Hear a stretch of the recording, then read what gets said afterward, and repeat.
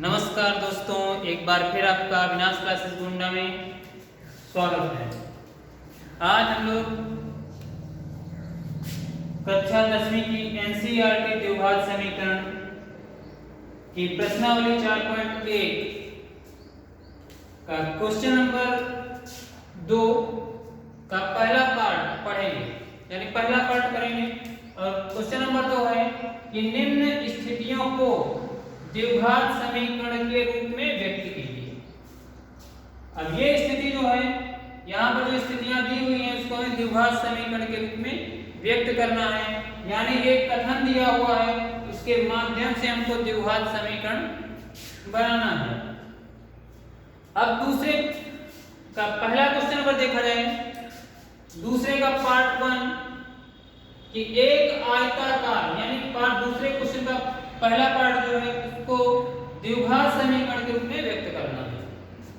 अब पहला क्वेश्चन है, एक आयताकार भूखंड का क्षेत्रफल 528 मीटर स्क्वायर है। एक आयताकार भूखंड का क्षेत्रफल 528 मीटर स्क्वायर है।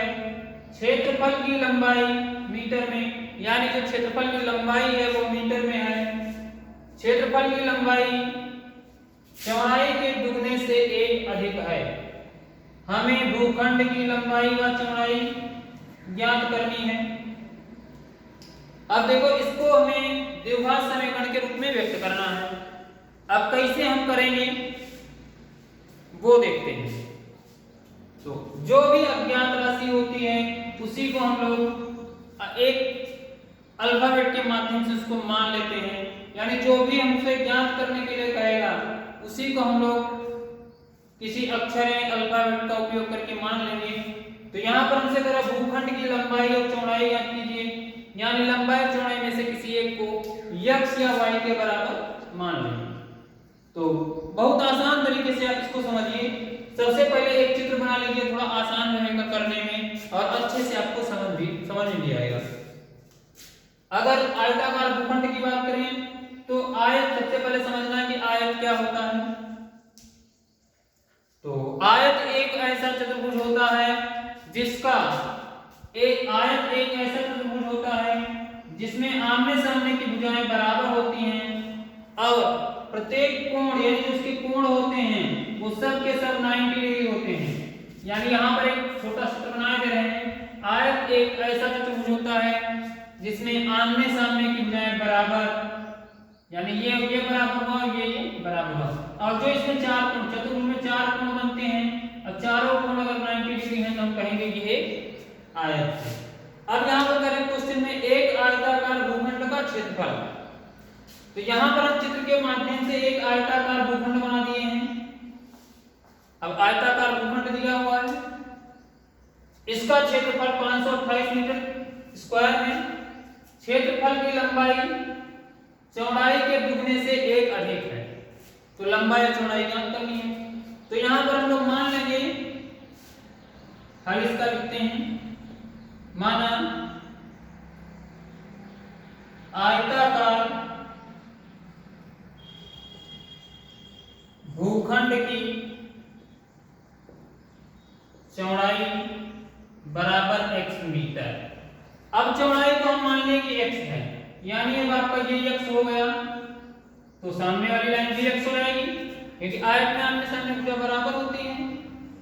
फिर क्वेश्चन में कह रहा है कि क्षेत्रफल की लंबाई, ध्यान से पढ़िए क्वेश्चन को, क्षेत्रफल की लंबाई चौड़ाई के दुगने से 1 अधिक है।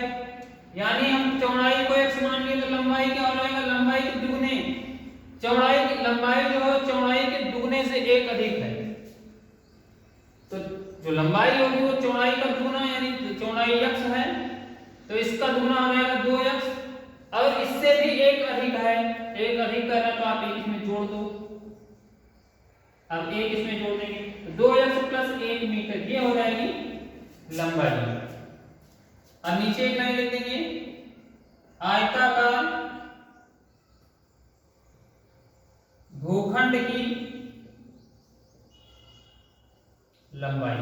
अब लंबाई हमारी आ गई 2x प्लस 1 मीटर, तो ये हो जाएगा 2x प्लस 1 मीटर। अब यहां पर प्रश्नानुसार लिखेंगे। प्रश्नानुसार अगर देखें तो देखो क्वेश्चन में सबसे पहले दिया है एक आयताकार भूखंड का क्षेत्रफल। अब आयत का क्षेत्रफल हमें पता होना चाहिए, तो आयत के क्षेत्रफल का सूत्र होता है लंबाई गुणे चौड़ाई। आयत का क्षेत्रफल होता है लंबाई गुणे चौड़ाई। तो प्रश्नानुसार जो इसमें दिया उसी को लिख लेंगे। यहां लिखेंगे आयताकार